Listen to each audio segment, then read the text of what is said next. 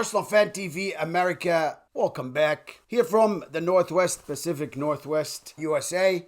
We're happy to have you. And today, unfortunately, there is no games to talk about this week for Arsenal or even last weekend. They assumed Arsenal was going to be at the FA Cup. Somebody that was actually supposed to play Arsenal played in the FA Cup. Whatever. We got the weekend off.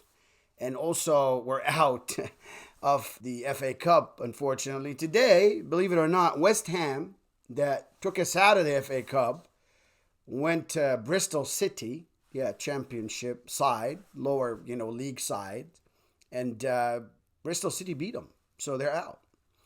And that's what happened. Arsenal's supposed to be playing today, that game, but they didn't. Where is the team? Well, the team is in Dubai, enjoying the weather.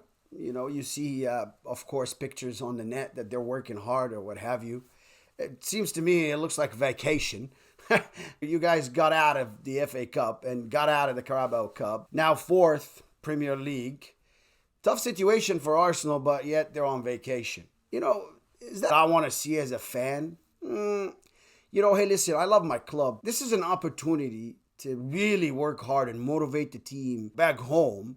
I know it's cold, but hey, get up, go to training, get some, cold session. You're going to go back and play in the cold anyways. But, taking a vacation in the middle of it, I don't know about that anyways.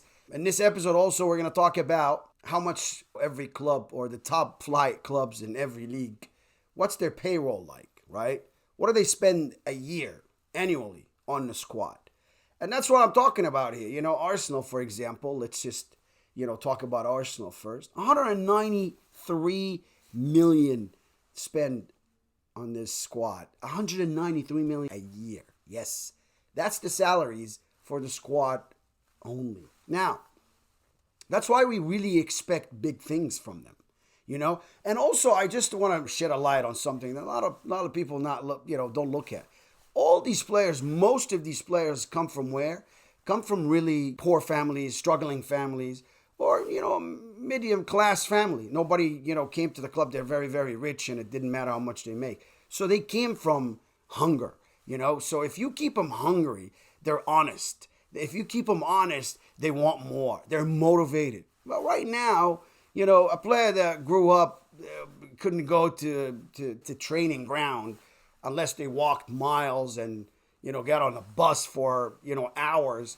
And now they're simply in the middle of the season and they're not doing great and they're on a holiday. They're now on millions of dollars yachts, spending time on the water and what have you. So, hey, listen, good for them, but not today, not right now. We need Arsenal to be playing in the FA Cup. If you did not participate in the FA Cup, these teams now are playing and they're fit. Come Crystal Palace this coming Saturday. Hopefully we don't embarrass ourselves at the Emirates. Hopefully we're ready to play them because, again, most if not all these clubs are involved. Tottenham plays, Manchester United played, Liverpool played. Everybody's playing. Everybody is fit and everybody's working hard to get results. Again, yet Arsenal is where? I don't know. In Dubai for vacation. So let's go to first talk about the Premier League and the club that spends the most amount of money. And of course, when I talk about that club, you're going to say, well, hey, Arsenal ain't too bad yet. But the number one is Manchester United, actually, with 241 million a year. Yes, 241 million they spend annually just on players. Yep, that is the wages for players they have. Number two is Manchester City, 233 million.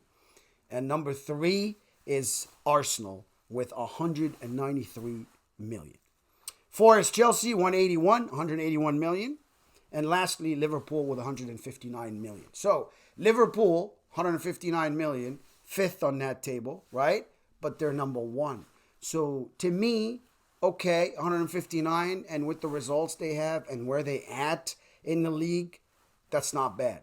But for us to be spending 193 million euros, that is, for how many years now, and not getting any results, it's just ridiculous. That's too much money. Let's now go to France and see who pays what. France, Ligue 1, PSG, 291 million euros they spend annually on players. Yes, That is their squad. That's their payroll. Second to them is not even half of that. 73 million Marseille spent on their players annually. 73 million. See the difference? Third is Monaco with 58 million. Lyon is number 4 with 48 million. And lastly, Rennes, they spend 37 million euros a year. So not as, of course, humongous as the Premier League. Next, let's go to La Liga. Of course, La Liga has the big three. So let's start by Real Madrid, 283 million. They're the top spenders in La Liga. Next to them, or second to them, was Barcelona, 210 million euros they spend annually on players. And of course, the third club is Atletico Madrid, that has the highest paid manager in the world, all clubs, because he's a partner. But they third on this list. They spend 165 million euros a year annually on players. And then now, fourth and fifth would be Sevilla and Athletic Club. Sevilla spent 78, Athletic Club 67 million euros, and that was La Liga for you. Let's go to Bayern Munich and let's go to Germany and see what the German Giants spend. Bayern Munich, of course, sitting on top of the spenders, or top of spenders, not on top of the league. Bayer Leverkusen is, and we're going to talk about that here.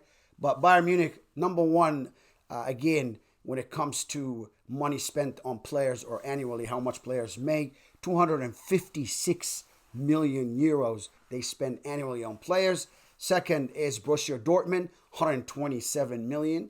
Third is RB Leipzig. No, it's not Leverkusen. Still, RB Leipzig is 101 million, and Leverkusen is number 4. Now, how much do they spend a year on their players? And why do I stop here? And why am I so sort of, baffled? Because they are unbeaten. They had 22 wins so far this season. They're unbeaten the whole season. They are the only club in Europe to have such a record. They're sitting actually on the Bundesliga, on top of the Bundesliga, which is their German Premier League, of course.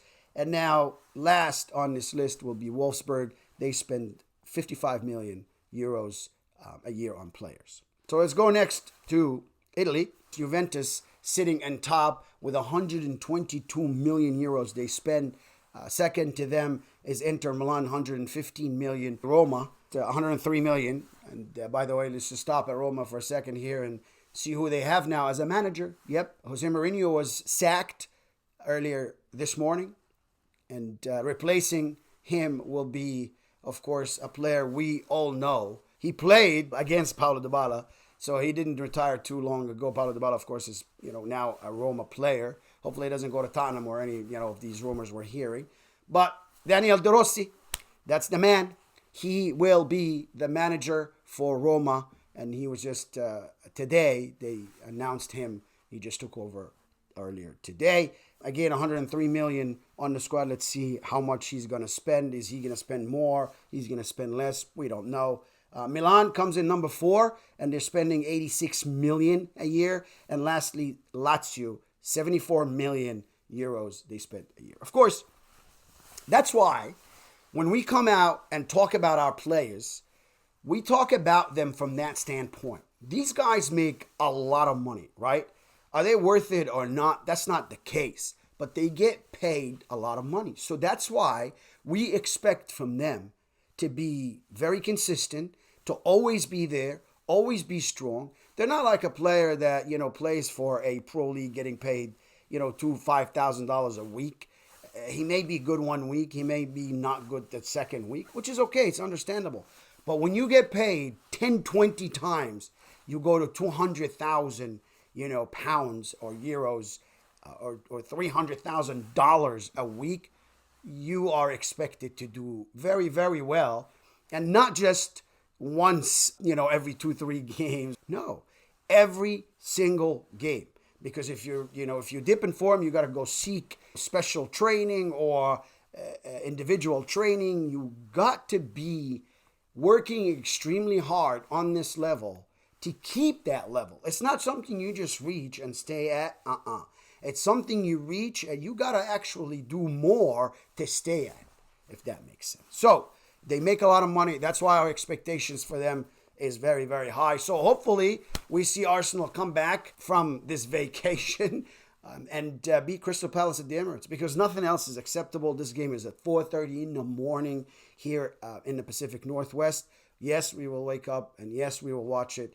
But please give us a good game, Arsenal. It's not about winning a game or not, but just give us a good game. Give us a watch that's worthy of waking up that morning that early, because it's like not going to sleep. So we're not going to sleep that night for you, Arsenal. So give us a good game. Hopefully we win, and hopefully we get back on that horse of the Premier League. And now, again, 4% chances of us winning the Premier League. However, we saw that Aston Villa drew this last weekend. They didn't win. So our possibility, let's look at the Premier League table real quick. And as you could see, Liverpool is sitting on top of the Premier League. They played 20 games, 45 points, of course, plus 25 goal differential. Manchester City sitting now second. Same amount of games, 20 games. City have 43. And of course, they're winning without Haaland. And that tells you a lot, by the way, about them and their intentions this year. And they always do that. They're actually better than they were last year when they won the league. So I don't doubt they come back and win it, but Liverpool is on a high. But Liverpool don't have Mo Salah now. Mohamed Salah went to, of course, to play in the African Cup of Nations with Egypt. So they miss him. But again, both teams are solid, and it's very close, prediction for both of them and who's going to win this. Next is Aston Villa. They played 21 games. They only have 43. And of course, they're the same points with City, but City has plus 25 in goal differential. Same exact number with Liverpool. Plus 16 for Aston Villa. Arsenal has plus 17, but we have 40 points, unfortunately, and we are sitting fourth. Now, you saw Aston Villa now play 21 games. We played 20. So if we beat Crystal Palace, we're now better than them in goal differential. So now we be third. Hopefully, we beat Crystal Palace. Of course, it's a derby. So you always worry about these, derbies, especially sometimes when, you're an Arsenal fans and, you know that your team doesn't show up. Our team sometimes, for some reason, they stop showing up, and they do it collectively very well. So hopefully they do it collectively very well this weekend and beat Crystal Palace on the day. Let's see what happened this weekend. Thank you very, very much for watching. Don't forget to like, and don't forget to subscribe if you haven't, of course. And thank you for all the new subscribers. And like and share with everybody. Thank you so much, Arsenal Fan TV, and all the football fans around the world. Have a great rest of your week. Thanks for watching.